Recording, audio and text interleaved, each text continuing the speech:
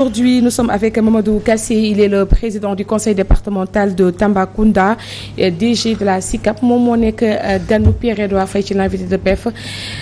PEF, bonjour. Bonjour Aïcha, maa ngi lay nuyu di nuyu plateau bi yëpp Seydina Omar ak Salma. di nuyu aussi sunu invité Mamadou Kassé comme ni nga ko présenté muy président conseil départemental bu Tambacounda nekk itam directeur général bu SICAP ñu ngi lay nuyu bu baax Mamadou. ñu ngi lay fay Pierre-Edouard Faye di fay di nuyu également ñi nga xamante ne ñi ngi nekk ci plateau bi tey ci beral nuyoo sunu frère Seydina et di nuyu également téléspectateurs. nga nekk itam responsable APR foofu ca Tambacounda ñu démarrer actualité politique bi mooy le choix du candidat bi ñu porté ci Amadou Ba naka nga ko accueillir personnellement. Bon, c'est une suite logique ci ni ma ko accueillir bokk. ndax damay fàttali rek ne président Macky Sall dafa prononcer un discours le 3 juillet wax ne bokkatul alors que nous en réalité moi ma volonté en tout cas ci ni ñu jàngate woon mbir yi suñu souhait moo doon moom mu bokk mu doon nag lu ñu rafetlu lool ndax décision bi dafa am loo xamante ne dafa am njeexital ci askan wi ñu jàngat ko. mais comme ñun tamit dañu yor kàddu askan wi parce que dañ ñu fal à la base te bañ ñuy fal aussi ci uletam lañ ñu fale woon ak coalition ñu dellu à la base donc boobu sax néew na ñu ko defoon mais donc ñu dellu à la base le 7 juillet donc 4 jours après def conférence de presse boo xamante ne jàpp nañ ni ci fukki élus yi nga xamante ne moom la département bi yor juróom-ñeent yi fekke nañu ko. ñu xaatim benn résolution boo xamante ne dañu waxoon ne gannaaw rafetlu nañu li nga xamante ne président def na ko moom mooy wax ne du bokk ñun wax dëgg yàlla ñi ngi inscrire ci sillage u conférence des leaders mi nga xamante ne dañ ko delloo woon cër bi ne ko ndonte bokkuloo te yaay kilifa gi te ci yow la ñu yaakaar am nañ yaakaar ne war nga mën a xool nag nga ñu mën a tànnalee koo xamante ne mooy jiite pour élection bi di ñëw ñu waxoon ci njeexitalu résolution bi ne ñun bépp décision boo xamante ne génnee na ci loolu danañu ko respecter. kon jàpp naa ne sax ñun soxla waatul woon ñuy waxaat encore naan ay résolution du gàtt parce que loolu leer na nañ. bu fekkee ne que dañu ne président Macky Sall kum ñu tànnal ñu ànd ak moom bu tànnee wax ji jeex na donc ni ñu ko accueillir moom mooy que jàpp nañu ne moom joxuñu ko rek carte blanche mu dem toog ci biir néegam. xaatim dara génne ko gis nañ ne quand même malgré que jox nañ ko carte blanche pour mu tànn préféré na am un processus inclusif mooy maanaam delloo cër ñi nga xamante ne am nañ ci cër ci mbir mi ñoom président Moustapha Niasse ñeneen membre conférence des leaders bi yeneen parti yi yeneen mouvement affiliés yi la grande majorité xëy na sax kilifa diine yi xëy na sax kilifa aada yi nga xamante ne waroon na leen consulter ñooñu ñëpp ba ma ko xoolee xëy na peut-être dajale li war mu jàpp ne Amadou Ba monsieur le premier ministre mooy ki nga xamante ne moo réunir le plus de critères pour mën ñu yóbbu à la victoire parce que nag politique njeexital bi aussi loolu la moom mooy que dañuy jongante ji te bu ñuy jongante da ngay ànd ak mbër mi nga xamante ne am nga yaakaar ne moom moo ëpp chance pour gagner kon ñun noonu la ñu accueillir mbir mi. hostilité bi ci am nag ñenn ñi sax ne défiance. ba ñu annoncé choix Amadou Ba Aly Ngouille Ndiaye démissionné jóge gouvernement bi Mame Boye Diao gën a dëggal candidature am Abdoulaye Daouda Diallo amoon na des moments d'hésitation waaye finalement il a rejoint les rangs ni ñu ko accueillir ak hostilité boobu ban jàngat nga ciy def. mais ça ce n'est rien de nouveau en politique et c'est pas l'apanage d'un parti qui est aux affaires. C'est un cas boo xamante ne dañ koy partager. ak mais ñi nga xam ne 12 ans lu président Macky Sall wax ñu ni ko gongo bu ñu demee ba koy défier loolu mooy peut-être il y a crise d'autorité au sommet de votre coalition. non du question défier xam nga dañu yegg ci moment bu nga xamante ne c'est un moment charnière te ku nekk aussi nga am ay ambitions yoo xamante ne mën naa jàpp ne ce sont des ambitions légitimes tey Abdoulaye Daouda Diallo bu ñëwee taxaw ne dafa bëgg a nekk candidat kenn mënu ko dindi légitimité bëgg ko wala souhaiter ko. bu fekkee ne que Mahammed Boun Abdallah Dionne président dafa ne ko bokk nga ci biir processus bi kenn mënul dénier boobu légitimité kenn mënul dénier légitimité wu Amadou Ba ni légitimité wu keneen ak keneen mais li ñuy wax en français tout choix et renoncement te place bi benn la il faut que ñu tànn kenn donc te bu ñu xësee ba tànn faaw ki nga xamante ne xëy na peut-être mu ngi mel ne mbër mu daanu wala mbër mu match nul wala koo xamante ne yaakaar nga moom la ñuy jël wala prix bu ñu war a attribuer kenn ku nekk di nga ci am sa déception te déception bi aussi dafa am noo koy exprimer mais moo tax politique dafa am toujours 2 temps le temps bi nga xamante ne choix bi boo ko defee nga xool yan conséquences la indi ci biir conséquences yooyu nag te yooyu qualité la ñuy xaar ci un leader politique muy président Macky Sall muy président muy premier ministre Amadou Ba mooy que bu fekkee ne am na ay fractures ñoom tamit ñu am capacité yi pour mën a indiwaat ñi war a dugg dans les rangs te gis nañ ne que mi ngi produire ay résultats. Amadou Ba dafa war a jël son bâton de pèlerin dam convaincre ñi nga xam ne choix. non ñëpp la c'est-à-dire que loolu ñun nous sommes une coalition. donc tey jii nii loolu c'est des problèmes qui se posent au sommet même à la base day am problème c'est-à-dire que mën nga dem à la base à Tambacounda nga am ñoo xamante ne xëy na d'accorduñu ñun ñoo war a dem du Amadou Ba wala président Macky Sall mooy dem convaincre leen c'est celui qui est responsable à la base moo war a dem convaincre leen donc c'est un travail à grande échelle te on va le mener jusqu'au bout te du loo xamante ne nii je dirais lu bees la ci politique gis nga tey comme ni ñu koy waxee rek njëkkale moo fi am mais mujjeele moom doo xam parce que tey boo jëlee le cas de l'opposition je le prends en exemple comme ça hein, pour parce que comparaison n'est pas raison mais tout de même boo jëlee le cas de l'opposition ñaata candidat moom actuellement je pense que au fond ñi ngi wax unité ñi ngi wax nii na nangam sangam mais au fond ñëpp candidat lañ. waaw mais il y a des oppositions. oui bon pluralité d'opposition. si mais mais mouvance présidentielle benn kese la. oui non mais attends coalition la ñu fële tamit coalition moo fa amoon da nga naan kay coalition bi commencé naa tasaaroo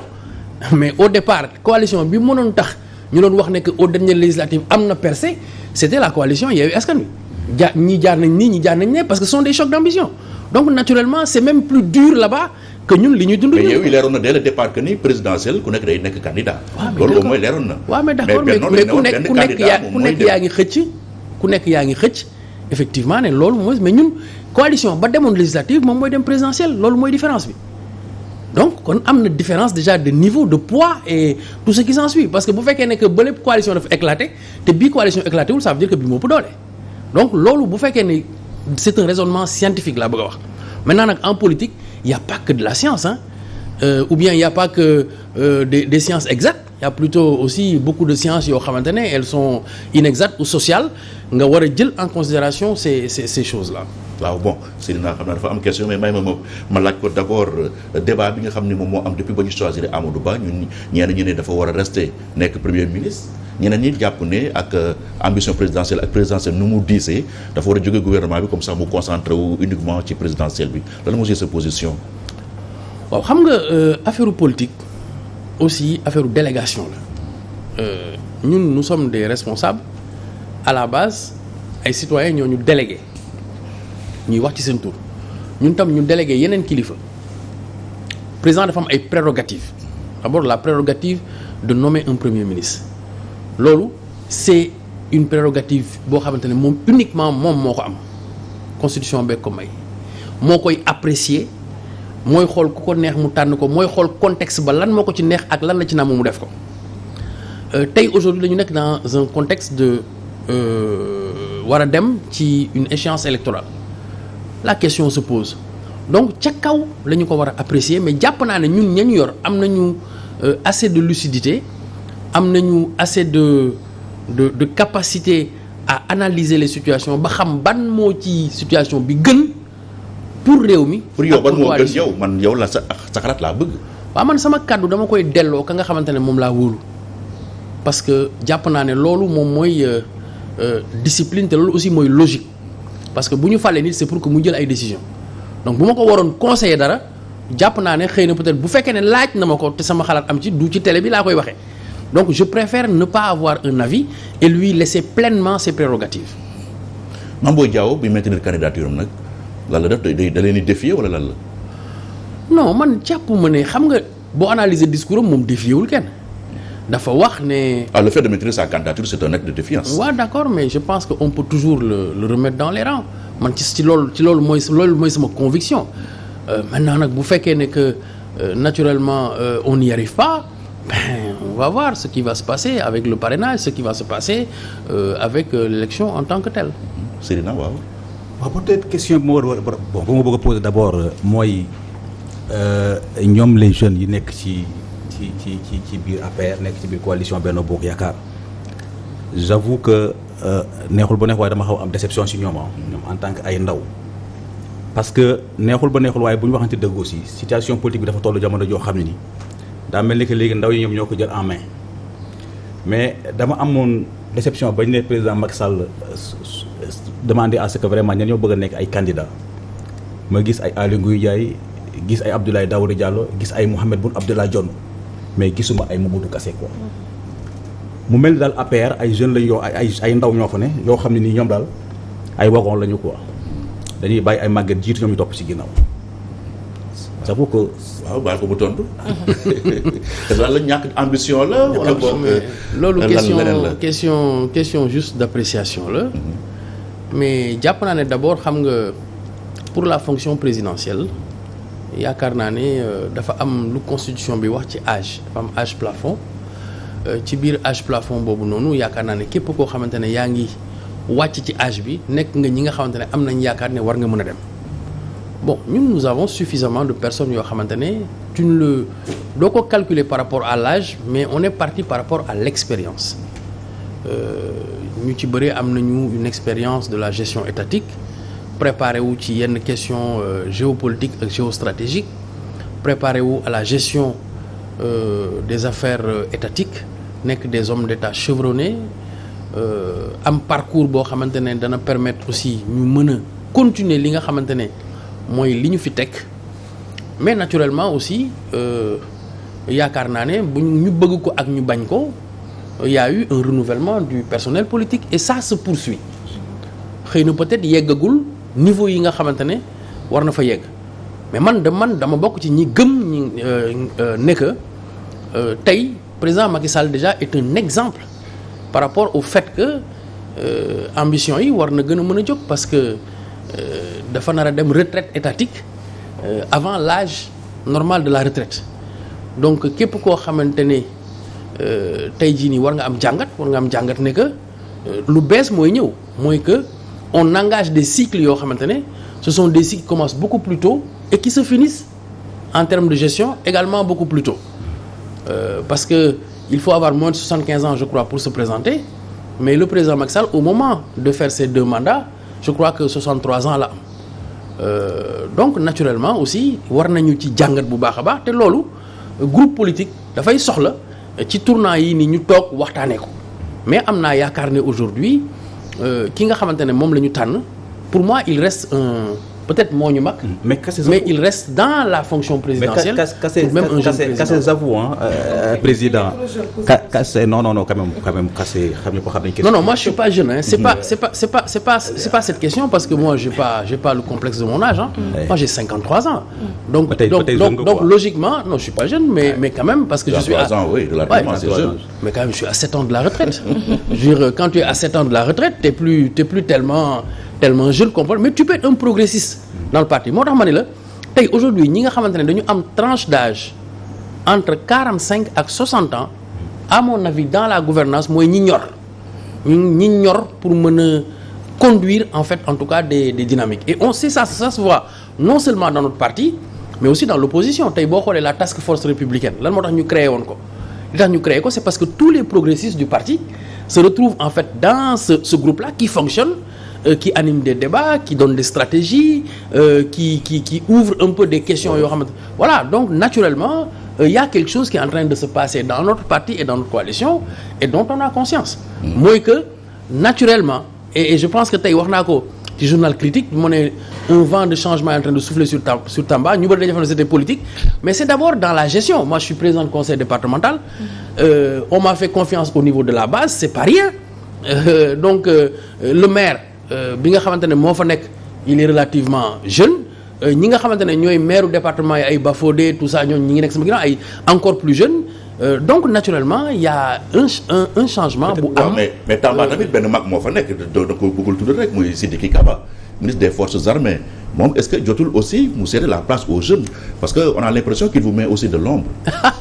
c'est vrai hein? Non man gis nga man jàpp naa ne gis nga ombre du nit moo mën a def ombre nit ñun la nga xamante ne mooy nar a nekk suñu lumière ñun ñoo koy liggéey donc man personne ne me gêne au niveau local dans ce que je pense pouvoir faire et ce que je pense devoir faire ak li nga xamante ne moom laa war a def mooy lii sama wareef mooy tey quel que soit alpha par exemple damay jàpp ne politique compétition la ku nekk yaay apprécier ndax yow da ngay bàyyi da ngay bokk wala da ngay dugg kenn waru laa mën a weñaar sa loxo si mais nag damay bëgg wax benn mbir bu jëree ñu weñaar sa loxo mais ñun dañu jàpp ne tey jii nii configuration bi avec quasiment 70% de la population wala téeméeru électeurs yoo jël juróom-ñaar fukk yi ay ndaw lañ. am naa yaakaar ne war nañu am nu ñuy xoolee ñi nga xamante ne ñoom la ñuy bëgg a dénk wala ci ñooñu la ñuy tënku. xam nga aussi mooy paradoxe aussi. parce que aussi imagine tey jii waa coalition Benno Bokk Yaakaar keroog ba ñuy def di choisir seen candidat présidium bi d' abord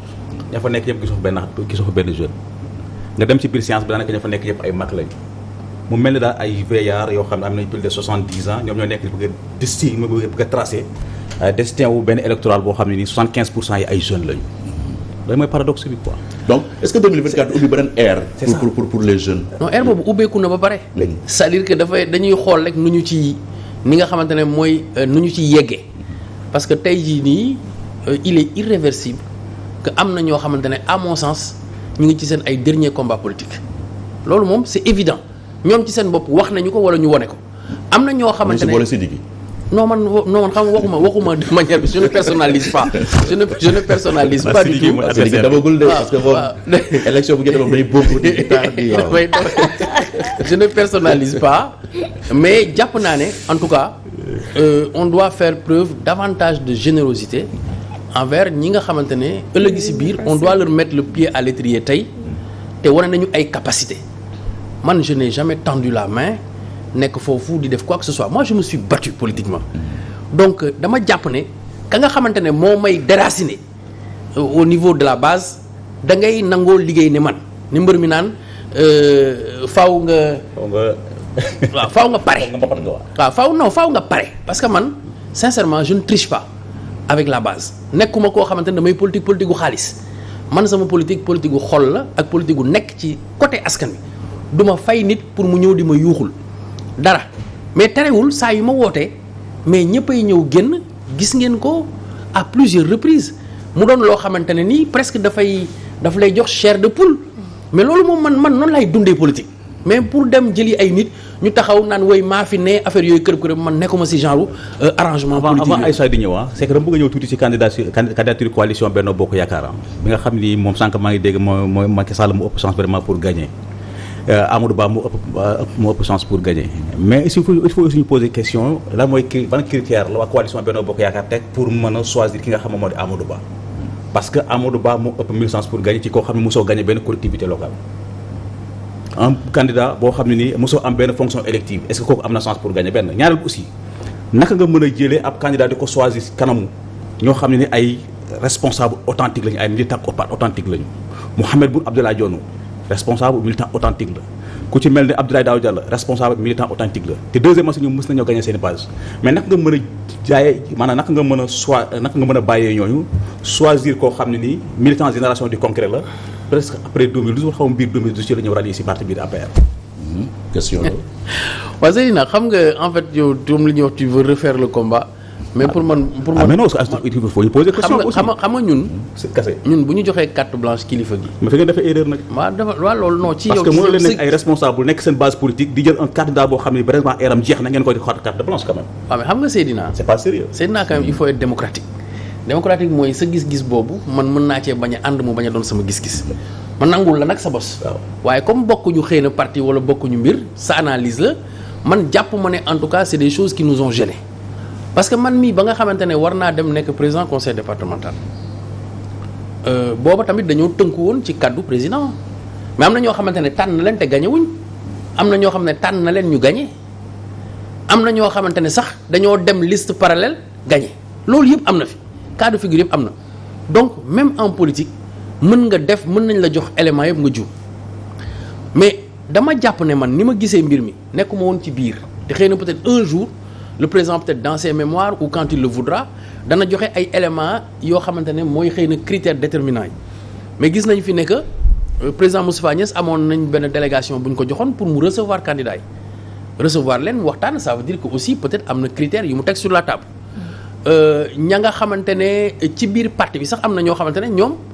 dëggal nañ seen bopp ne peut-être candidat bi lañ jàpp ne moo gën a taxaw ñun Abdoulaye Daouda la ñu yaakaar ne moo war a mën a dem wala ñii ne Amadou Ba la ñu yaakaar ne moo war a mën a dem am ñoo xamante ne affiché nañu position de neutralité bàyyee seen kaddu kilifa gi mais au bout du compte ce qui est important mooy que ka ñu joxoon mandat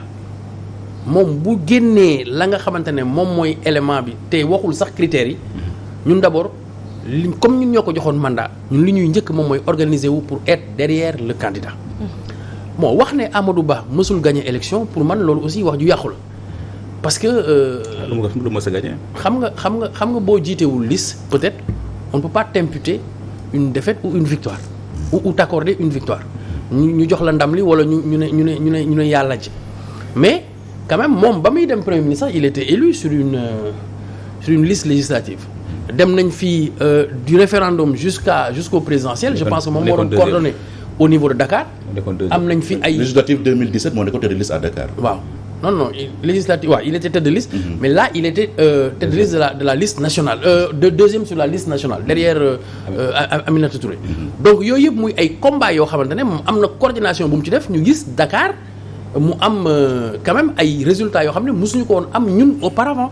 donc loolu aussi capacité ak qualité la. mais ma fàttali bu mu porté combat bi au niveau de Dakar centre de vote bi nga xam ne ni moom la am fële ca Patte d'Oie ca bureau de vote am gars yi dañu ko faa dóor écart 800 et quelques voix. waaye xam nga ñaari mbir moo am. avec ça ngeen jël kooku de da ngeen koy def candidat yéen. ñaari mbir moom moo am d'abord gis nga boo dee comparer élection législative ak élection présidentielle. pour man c'est deux élections complètement différentes. fële scrutin majoritaire la à liste avec une dose de proportionnelle fii benn scrutin la boo xamante ne benn nit mooy nekk candidat contre d'autres candidats ba pare nga boole ci bon comme ni ñu koy waxee c'est je pense que on l'a appris assez en sciences politiques c'est un rendez-vous d'un homme avec son peuple donc naturellement il y a toute une coalition derrière organisée pour accompagner un candidat qui doit porter un programme une vision une ambition ak ay axes stratégiques yu nga xamante ne ni moom la war a dégager ici il est question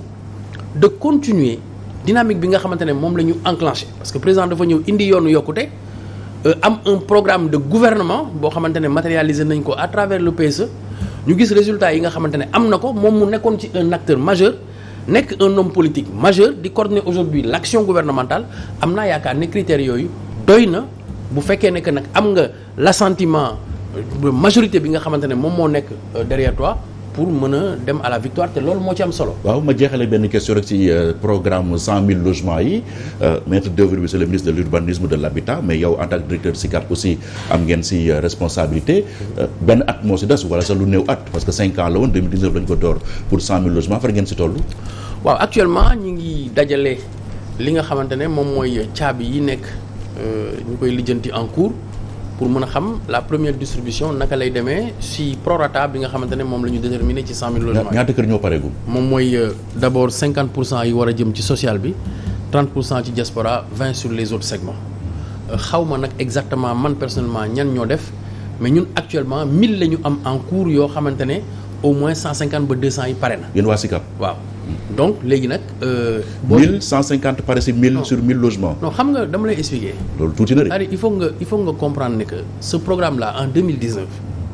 bi ko président di tëgg dafa am lu ko sooke woon mu waroon dem de manière war a am une trajectoire exponentielle wax naa ko fii ci sa plateau waxaat ko fi nee naa la gis nga Covid 19 dafa freiner carrément élan wu. programme boobu. le Covid à bon dos ah. non waaw mais bon dos mais am na lu mu def quand même loo xam ne wala échec yu nekk rek ñu bëgg ko wéer Covid bi tamit dafa yomb trop. mais non gis nga dafa am loo xamante ne. c'est une réalité te dundandoo nañ ko. duma la ko nettali duma ko nettali keneen. am na jamono yoo xamante ne fii mënuloo génn ci guddi dem sa yoon mënoo dem ak dikk nu mu la neexee mënoo wax sans masque booy ñëw fii nii on prend des dispositions xam ne duñ ko mës a jël donc chantier yi aussi noonu la demee et on a vécu ça pendant quasiment 2 ans. donc 2 ans sur 5 ans dafa bëri donc naturellement en plus de réforme yi nga xamante ne moom la ñu waroon def loolu bokk na ci li nga xamante ne moo retardé processus bi te lu concret la lu leer la mais terewul d'ici à au mois de février. am na caabi yu bëri yu nga xamante ne danañ ko joxe ci segment yi. SICAP SNHLM benn baat rek parce que bëgguma éviter ko te bëgguma ko poser question par rapport à ça SICAP SNHLM quoi qu'on dise tamit population bi actuellement ni ñu ngi dund ay jafe-jafe yoo xam ne jéggi na dayoo parce que imaginez SNHLM bu ñu ko créé c'est tout simplement bu fekkente nit ki jënd na may Parcelles Assainies ngay jox ko benn titre foncier mu yore ko mais j'avoue que tey jii boo demee au niveau de Kër Massar ñi nga xam ay propriété ay permis d'occuper lañ leen jox benn ñaareel aussi espace public yi nga xam dañ ko lotissé woon réserve ko pour la population ñoom waa SNHLM population dañ leen accusé na ñoom ñooy jaay espace yooyu la kase. non mais xam nga man je suis un peu. parce que nekkoon naa déjà SNHLM mais quand même l'orthodoxie voudrait que comme dafa am kilifa gu fa nekk. te mu war a wax ci li nga xamante ne moom laa defoon ak li keneen defoon ak moom la muy def tey ak la SNHLM représenté tey toog fii di ko waxal à sa place dafay doon loo xamante ne daf may jafe tiis ma lool. voilà donc foofu laa ci mën a yem quoi. jërëjëf jaajëfal bu baax a baax moom Mamadou Kassé moo nekkoon sunu gan tey nekk l'invité de Pierre-Edouard Faye. yow tamit ñu ngi lay jaajëfal bu baax. merci beaucoup rendez-vous demain incha allah merci DG. si ñëw bi ci réveil jaajëfal bu baax a baax. léegi dañuy jàll très rapidement ci la chronique du jour.